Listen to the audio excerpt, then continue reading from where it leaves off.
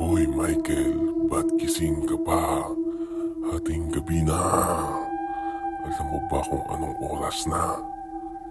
Hindi ka ba natatakot?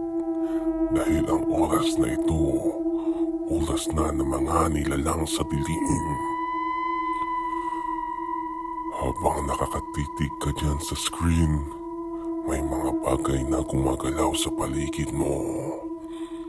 Hindi mo sila nakikita, pero sila matagal ka na nilang tinitingnan. Ang mga mata mo, Michael, yan ang gustong-gusto nila. Mas matagal kang gising, mas natutuwa sila.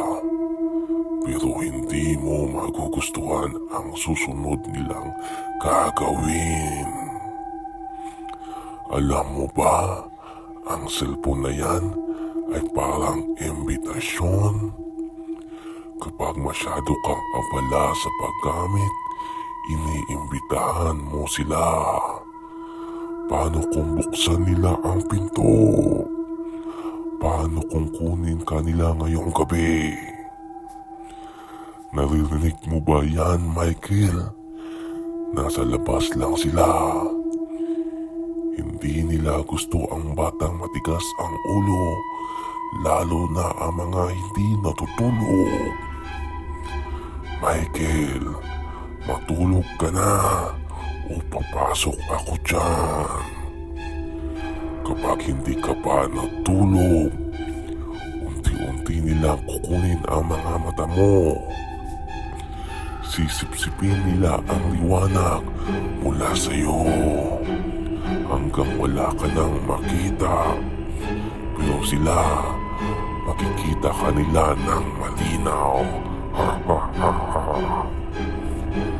Akala mo laro lang ito.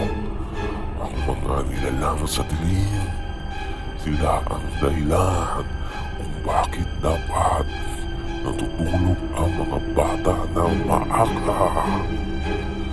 Huling babala, Michael, kapag hindi mo pa binitawan ang cellphone, hindi lang ang mga mata mo ang mawawala, pati ang kaluluwa mo kukunin nila. Tulog na, Michael. Tulog na dyan. Baka hindi ka na magising bukas. Matulog ka na, Michael.